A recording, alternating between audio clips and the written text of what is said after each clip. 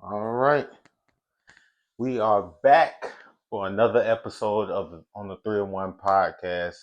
Thank you, of course, for watching this episode. I am your host, Keon. Appreciate you guys for tuning in. I am very excited for this episode. I'm going to get the chance to talk about, of course, some things that are trending right now. We got the Luka to the Lakers trade that just happened. It is crazy right now. I'm gonna talk about sports on this one. We're gonna talk about what I like to call in this segment, this specific episode is gonna be called My Goats. So, um, a lot of people don't know this, but if you know me, you know this, and if you watching this episode, you're about to find out, so you will know this shortly. But I'm a big fan of boxing. Um, I love the sport. I love the art of the sport. The mind, as far as in the thought process when it comes down to boxing. I just love it, man. I love it. I think I've loved it since I was like a kid. Probably I probably got into boxing and really like watching boxing when I was like maybe middle school. But I like boxing, man. So what I'm going to do is in this episode of My Goats, I'm going to go with sharing with you guys who is my GOAT in the sport, who's my starting five, the best top five players in the sport, and of course, my thoughts on who is the best right now. And of course, this might ruffle some feathers. I'm pretty sure it will, but that's what sports is about, competition. This is about opinions. This is about us sharing our thoughts. So when you watch this video, feel free, drop a comment, share your thoughts. I don't mind it. A little friendly banter. It's all good. So starting with the sports of boxing, my goat, in boxing, and I'm a little bit of a homer. You can call me a homer, whatever. It's Roy Jones Jr. So that's my goal.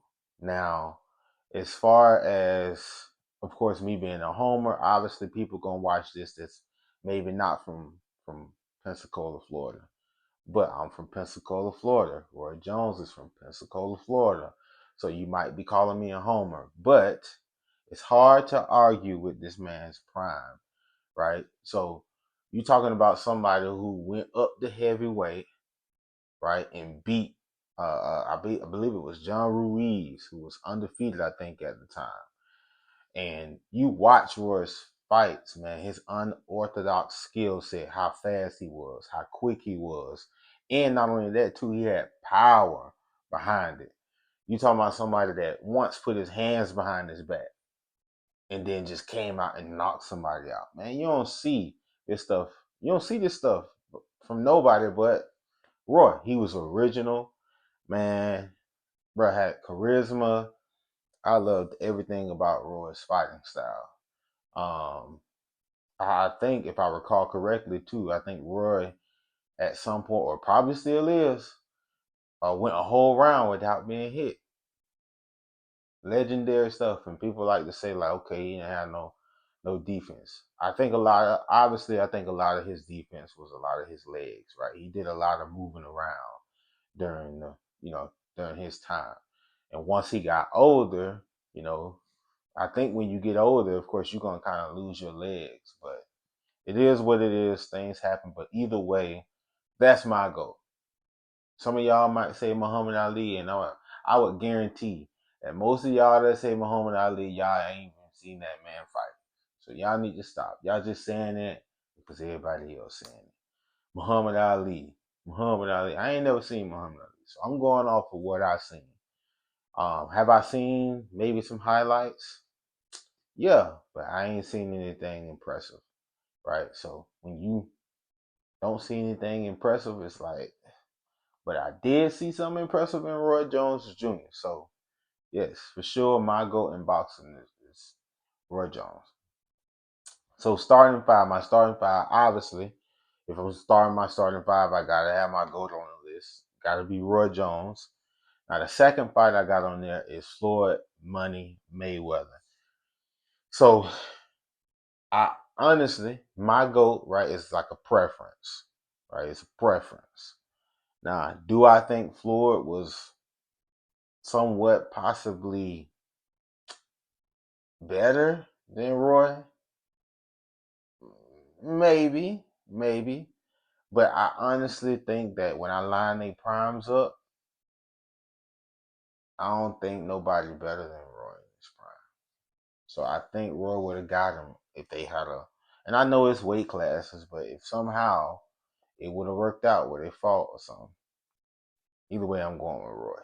I'm going with Roy. Now, Floyd, dude, you talking about somebody who is accurate, who is super duper smart. Floyd, extremely smart fighter, man. Talk about make adjustments. A lot of people like to say Floyd used to run. There's a lot of fights that I seen Floyd not necessarily running and actually coming forward. A lot of people like to argue about Floyd versus Maidana. Floyd beat that man both times. Now, McDonald was throwing the kitchen sink at him. He throwing a bunch of punches and wailing, but that ain't how boxing work. It's all about pinpoint accuracy, how many punches you actually landing clean, right? Because some of that stuff, when you throwing the kitchen sink at Floyd, you're not really landing clean punches. You grazing them here and there, and you wasting a lot of energy. So a lot of times people be playing right into this man's hands. You playing right into his game. And then from there, he's just gonna pick you apart and embarrass you. So both of those fights, whatever, I think it was two of them against Maidana. Floyd beat that man. Now I'm about to say this, and boy, a certain community get real mad, boy, when we bring this up. Floyd dismantled Canelo. Dismantled, embarrassed him. It's the perfect example of a fighter just being schooled. Like he got schooled by Floyd. And everybody wanna say, oh, Canelo was a baby. He was young. Bruh, that is not an excuse. It don't matter. This man had 40 pro fights. 40 pro fights before he fought Floyd. Think about that. That's a lot of experience. A lot of experience. So young, old, middle age, it doesn't matter. This man still lost. Doesn't matter. Because if he had a beat Floyd, nobody would have been walking around talking about Floyd was old. Nobody. Nobody. They just would have been happy that Canelo won the fight. And I think that's what makes, Canelo as great as he has been since that fight, is that he didn't make excuses. He knew he got whooped, he knew he got schooled, and he learned from it. That's my opinion. Um, Mike Tyson, bruh. Now I watched that fight with Mike Tyson and Jake Paul. That was just embarrassing. That was boring. That was a waste of my time, honestly. Wasting my time. I could have been doing something useful with that time. It was straight up boring. But was it a smart business move? Yeah, it was a smart business move because we're talking about Mike Tyson.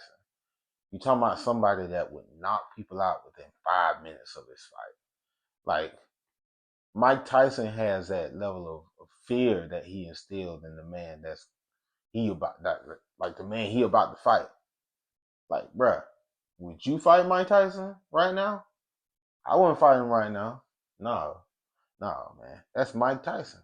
At the end of the day, you know his name. You know exactly what comes with that. So you already know you might lose an ear or whatever. But that's Mike Tyson, man. Mike Tyson, man. So I go with Marvin Hagler. Bruh, this man was a warrior.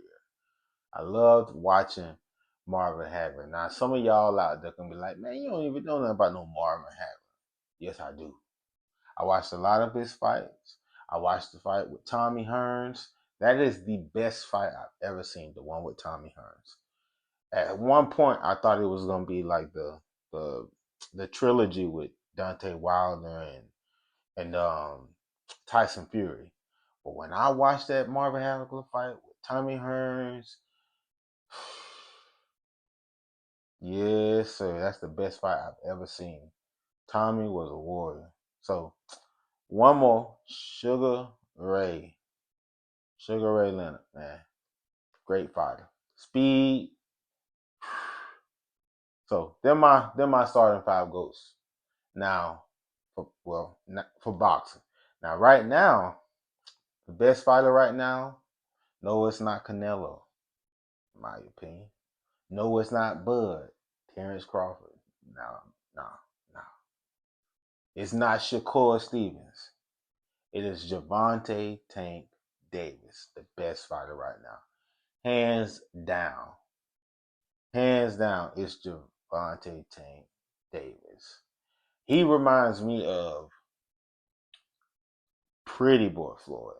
The only thing about it is that he has more power and he might be actually a little bit more smarter. So he's probably a mixture of the two. Smarter, a lot more power. He's a lot more faster than what people give him credit for.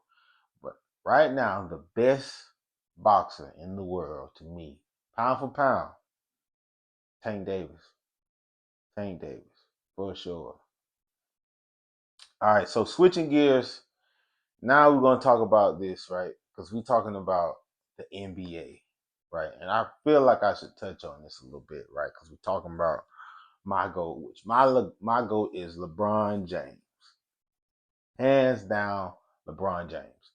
So here's what I got to say about the most recent stuff that went down before I jump into my starting five. I feel like I gotta say something about this. I am so excited, man, that we got Luka. Now, would I have traded AD for Luka? I would have done that. I would have done that. Would I have tried to somehow peel away Gafford or Lively? I would have done that because we need another center. Well, if they're not taking that straight up, I get that. I get that. I would have go ahead. I understand it. I get it. But I'm trying to get a center from them for sure in the deal because I need somebody to replace AD. AD has never been the type of dude that want to play center. I think I think it's a good thing that we traded AD because one of my issues with AD was every time we played the Nuggets, AD falling all on the ground, and he take 100 years to get up to get down the court. Now that I can't rock with that, man. That's aggravating because Joker would run the floor while he on the ground or complaining to the refs.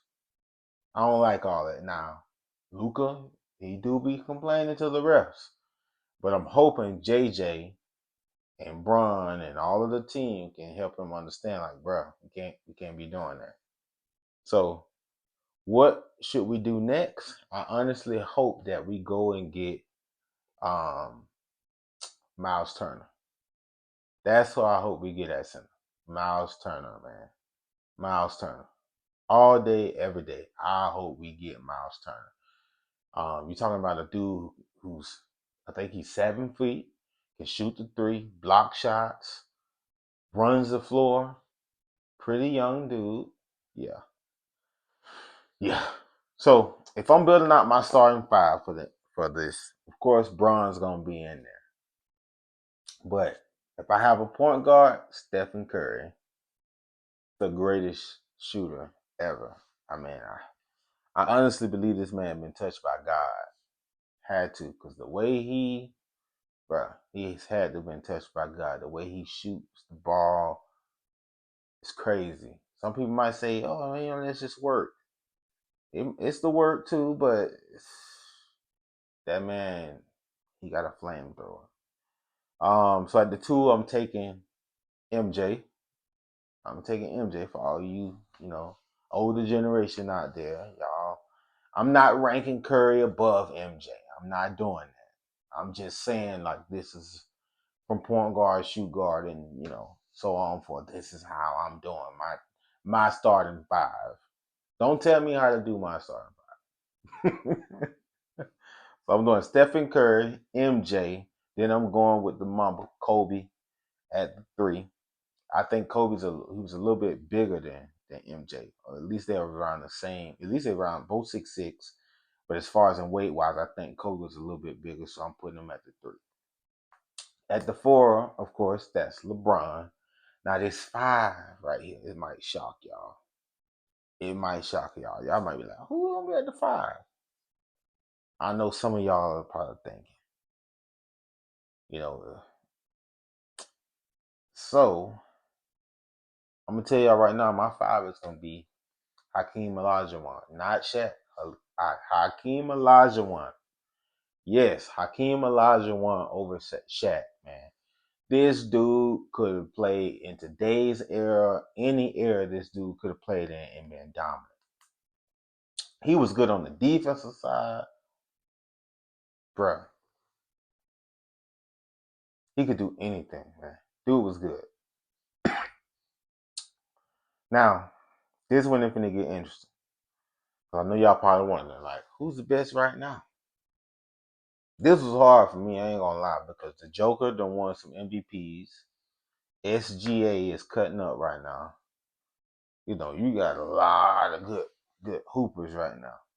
But I'm sorry, when I look at both sides of the ball, I gotta go with Giannis as the best player. And I ain't finna try to say that last name either. So y'all can be laughing at me. Nah.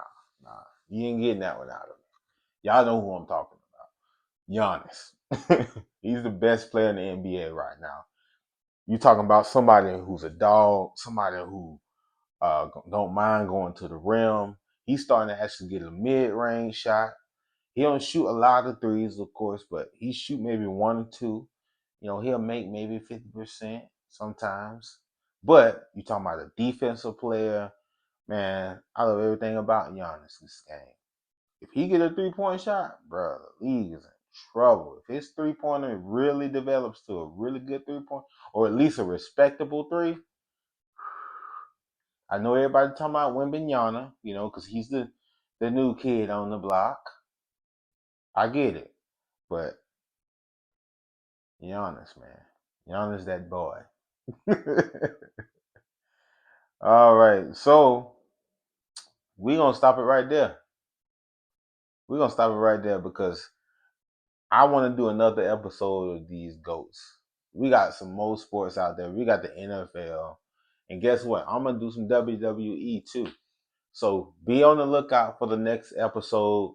But I'm going to tell you right now, once again, my GOAT is LeBron Ramon James. And my GOAT boxer, Roy Jones Jr. Pensacola in the house. But the best right now in boxing, pound for pound, Tank Davis. And the best NBA player right now is Giannis. Gotta give it to him. So appreciate y'all for watching this episode, of course, of my GOATs. And of course, as we are on the 3-in-1 podcast, I appreciate y'all. Don't forget to please make sure that you go and subscribe to my YouTube page. Make sure that you follow me on TikTok, X, Instagram, all that, Snapchat, all that. Follow me on all that, all that. I appreciate the support. Y'all have a blessed night. Peace.